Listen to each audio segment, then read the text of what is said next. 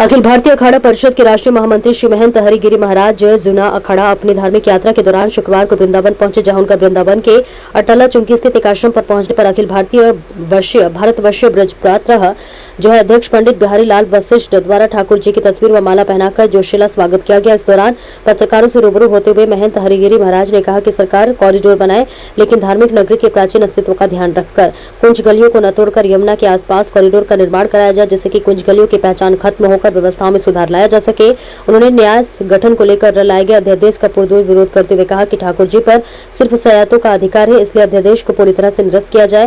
वहीं उन्होंने Vrindavan railway line डाले जाने के सवाल पर कहा कि वृंदावन में ऐसी रेलवे लाइन डाली जाए जो कि सीधे हाथरस से अलीगढ़ का सफर तय कर सके, जिससे जाम के साथ श्रद्धालुओं को सफर में भी बेहतर सुविधा मिल सकेगी।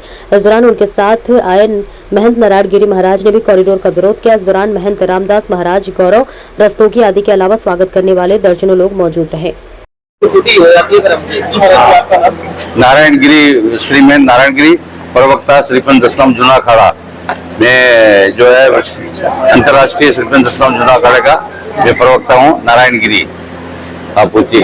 आज आप वृंदावन आए और यहाँ पे एक विशेष समस्या चल रही कॉरिडोर की, तो आप क्या समझते हैं, कॉरिडोर बनना चाहिए या नहीं बनना चाहिए? विशेष रूप से हमारे महाराज जी ने बताया है कॉरिडोर बनने में तो कोई, जैसे महाराज बोले कि भाई जो काशी का कॉरिडोर बना है तो वो जो है गंगा किनारे जो पूरा रास्ता बना, तो ऐसे ही जमुना किनारे जो है यहाँ खुला रास्ता है, वहाँ पर कोई ज्यादा मकान भी नहीं है, तो जमुना किनारे उधर पूरा खादर जो उधर पूरा खाली भी खेत उत पड़े हुए हैं, तो पूरी जो काल दे जिसको बोलते हैं उस तरह से केसरी घाट वगैरह उस तरफ से पूरा विस्तार जो है हो जाए जमुना की उस तरफ से, तो दिल्ली से सीधा डायरेक्ट जुड़ भी जाएगा और उधर से सब सुविधा रहेगी, सारी खुली गलियां भी बच जाएगी और ये सुविधाओं के साथ में जो है बनेगा, तो कॉरिडोर बनना तो एक अच्छी चीज है। एक दूसरा मुद्दा यहाँ चल रहा है न्यास का, ट्रस्ट का।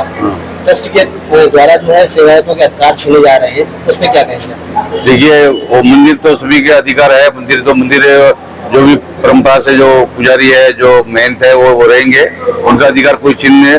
व्यवस्था बनाने के लिए सरकार जो है ट्रस्ट बनाने के लिए, जो बाहर की व्यवस्था बनाने के लिए, तो वो ट्रस्ट बनाए, वो अपना है वो बनाए, तो उसको हम लोग कि जमुना पे जैसे हरिद्वार में अनेक ब्रिज बनाए गए हैं यात्रियों को ट्रैफिक को देखते हुए, तो विकल्पी अनेक ब्रिजों का भी निर्माण किया जाए, पुल के निर्माण किए जाए, अनेक पुल, जिससे कि लोग तमाम एक्सप्रेस हाईवे से, और जो कि आप देख रहे हैं, हम तो इसको जमुना एक्सप्रेस बोलता हूँ और जमुना एक्सप्रेस ही जानता हूँ, इसलिए जमुना एक्सप्रेस से अनेक प्रकार का जमुना जी में ब्रिज का सीधा मार्ग किया जाए, जो कि एक ही रोड नहीं होकर अनेक रोड भगवान ठाकुर जी से प्रवेश किया जाए। इस तरीके से बाकी ट्रेन देखिए 1 किलोमीटर के लिए आप करोड़ रुपए लगा रहे हैं। वृंदावन ऐसी है कि मेरा ये मानना है कि यहाँ से हाथरस को जोड़ दिया जाए,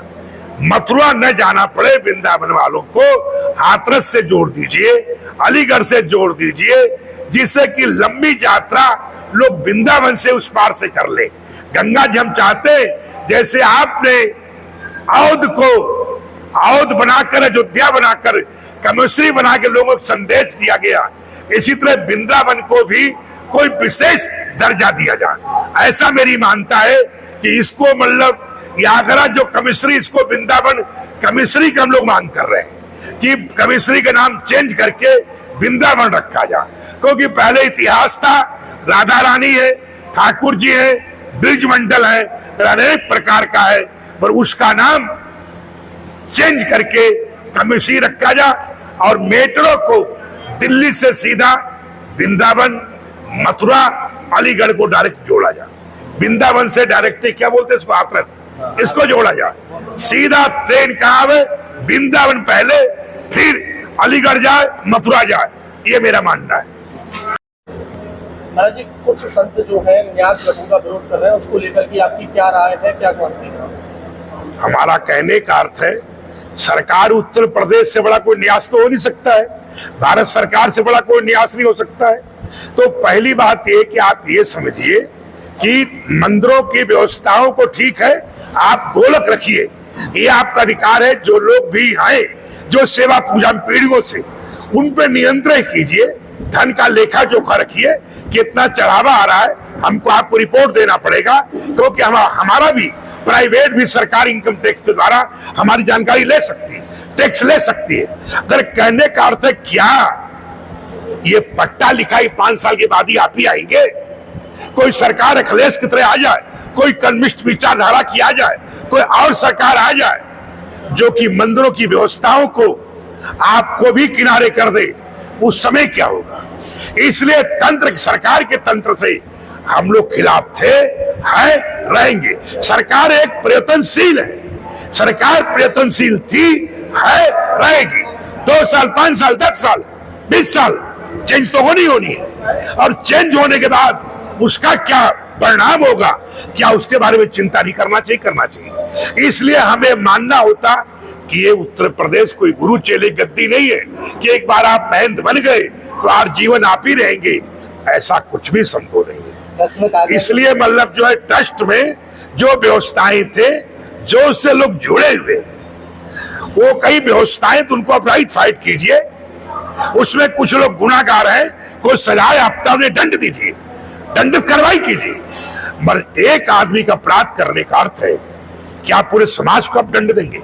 क्या पूरे समाज के लोग पूरे गंदे हो गए?